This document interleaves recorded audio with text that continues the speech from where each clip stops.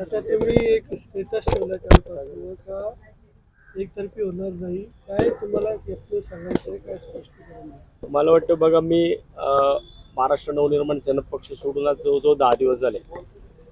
10 दिवसामध्ये मी पुणे शहरामध्ये भारतीय जनता पार्टीने जो काही या 5 वर्षामध्ये 2017 ते 2022 या 5 वर्षामध्ये जो संपूर्ण शहराचा खेळखंडोबा करून ठेवला आहे, आणि एवढं सगळं होऊन सुद्धा जर निवडणूक एकतर्फी होणार अशा पद्धतीने जर कोण वल्गना करत असेल, तर जोपर्यंत वसंत मोरे या पुणे शहरामध्ये आहे तोपर्यंत कोणत्याही परिस्थितीमध्ये मी निवडणूक एकतर्फी होऊन देणार नाही.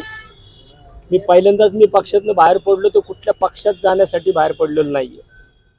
मुळात मी ज्या विषयावरती स्टिक आहे, मी निवडणूक लढवणार तर 100% वसंत मोरे निवडणुकीच्या रिंगणात असणार. अमृत नोनी आर्थो प्लस, ये एक प्रूवन फॉर्मूला है. इसमें मौजूद नोनी फल के गुण और आयुर्वेदिक जड़ी बूटियां शरीर को जरूरी पोषक तत्व देने के साथ साथ हड्डियों और जोड़ों के घिसने, उनमें होने वाले सूजन और दर्द को रोकने में मदद करता है. दर्द मुक्त जीवन के लिए अमृत नोनी आर्थो प्लस. याच्यामध्ये कुठलेही दुमत नाहीये.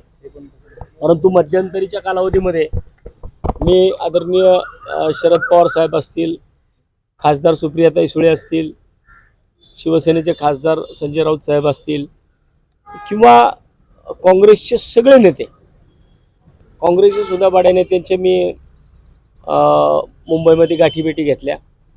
प्रत्येकाला मी पुणे शहरामध्ये कशा प्रकारे एक मोठ बांधली जाऊ शकते हे मी प्रत्येकाला सांगण्याचा प्रयत्न केला.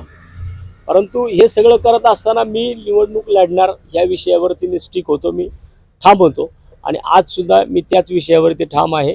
त्यामुळं वसंत मोरे निवडणुकीला असताना कोणतीही निवडणूक पुणे शहरामध्ये एकतर्फी होणार नाही याची मी खात्री देतो. नाही, सगळ्यात महत्त्वाचं म्हणजे राज ठाकरे असं बोललं जाते की तुमची पोस्ट ही राज ठाकरेंना डिवचणारी आहे. राज ठाकरे भाजपमध्ये गेले आणि त्यानंतर भाजपमध्ये कोणी, मला नाही वाटत की तुम्ही जे बोलताय ते चुकीचं बोलताय. राजसाहेब भाजपमध्ये गेलेले नाहीयेत, आणि माझी कुठलीच पोस्ट, मी अगदी सुरुवातीच्या दिवसापासून सांगतोय की वसंत मोरे, महाराष्ट्र नवनिर्माण सेना, सन्माननीय राजसाहेब ठाकरे, अमितसाहेब ठाकरे यांच्यावरती मी आजपर्यंत एक शब्द सुद्धा बोललेलो नाही, आणि मी कोणाला डिवचलेलं पण नाही, आणि मी आयुष्यात डिवचणार सुद्धा नाही. आताची माहिती अशी आहे की राज ठाकरे जे आहेत ते शिवसेनेच्या धनुष्यबाणावरती त्यांचे उमेदवार जे उभे करणार आहेत. तर काय वाटतं, मनसेकडे इंजिन असताना धनुष्य मग का त्यांना घ्यायची वेळ येते? नाही, मी आता पक्षातनं बाहेर पडलेलो आहे. मी पक्षाच्या ध्येय धोरणांपासून मी फारकत घेतलेली आहे. आता मी एकला चलो रेच्या भूमिकेमध्ये पुणे शहरामध्ये आहे, आणि मला वाटतं मी एकला चलो रे या विषयावरती पुणे शहरात ठाम राहील. तुम्ही म्हणताय का तुम्ही लोकसभा निवडणूक लढवणार आहात, तुम्ही महाविकास आघाडीच्या सर्वच पक्षांना भेटणार, त्या पक्षांनी देखील, पक्षाच्या नेत्यांनी देखील तुमच्याशी चर्चा केली, तुम्ही निवडणुकीत ठाम आहे. मला वसंत मोरे अपक्ष लढणार का?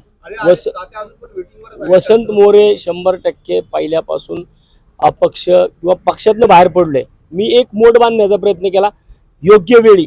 ह्या सगळ्या घडामोडींमध्ये, या सगळ्या घडामोडी अजून थोडी रंगत येऊ द्यात, या सगळ्या विषयामध्ये मी या सगळ्या पाईपलाईनमध्ये होतो, आणि ह्या पाईपलाईनमध्ये असताना कुणी माझ्या वाटेमध्ये काटे टाकले, ते सगळे काटे मी योग्य वेळी बाहेर काढणार आहे.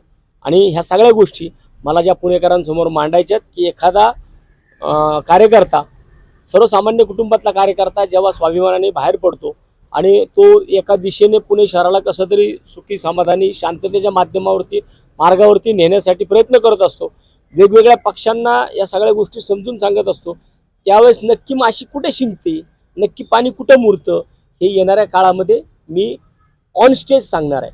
आणि या सगळ्या गोष्टी तुम्ही पाहताल की ह्या माझ्याकडं बाय प्रूफ आहेत. जर मी त्या संपूर्ण समोरासमोर मांडल, आणि त्यानंतर मग या महाराष्ट्राला कळल की एखाद्या सर्वसामान्य कुटुंबातला कार्यकर्ता ज्या वेळेस काहीतरी वेगळी भूमिका येतो, त्यावेळेस त्याच्या वाटेमध्ये किती मांजरं आडवी जातात, किती लोक आडवी येतात, तरीसुद्धा मी माझ्या भूमिकेवरती ठाम आहे. मी अपक्ष म्हणलं तरी आता निवडणूक लढवण्याची माझी तयारी 100% आहे. चॅलेंज कुणाला एकतर्फी होऊ देणार? आता तुमच्या चॅनलवरती तुम्ही पाहिलं होतं की पुण्यामध्ये कुणी वल्गना केली होती, निवडणूक एकतर्फी होईल.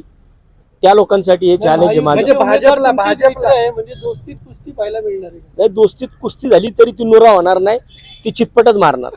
नाही पण भाजपला आहे, म्हणजे भाजपला म्हणायचं तुम्हाला. ऑफकोर्स. मग कुणाला म्हणणार? ज्यांचा उमेदवार जाहीर झाला त्यांनीच बोललेत ना की निवडणूक एकतर्फी होणार. निवडणूक एकतर्फी जर व्हायची असती ना तर मला वाटतं की याला त्याला फोन करायला लावले नसते आणि ह्या सगळ्या गोष्टी मी योग्य वेळी बाहेर काढन आणि त्या पुण्यातल्या पुणेकरांच्या समोर स्टेजवरती बाहेर काढन. ह्या 12 तारखेपासून तर आजच्या 22 तारखेपर्यंत काय घटना घडल्या या 10 दिवसामध्ये, ज्या वसंत मोरेंनी बाहेर पडल्यानंतरनं 10 दिवसात ज्यांच्या कुणाकुणाच्या पायाखालची वाळू सरकवली होती, या सगळ्या गोष्टी मी येणाऱ्या 10 दिवसामध्ये पुणेकरांच्या समोर मांडेल. धन्यवाद. थँक्यू.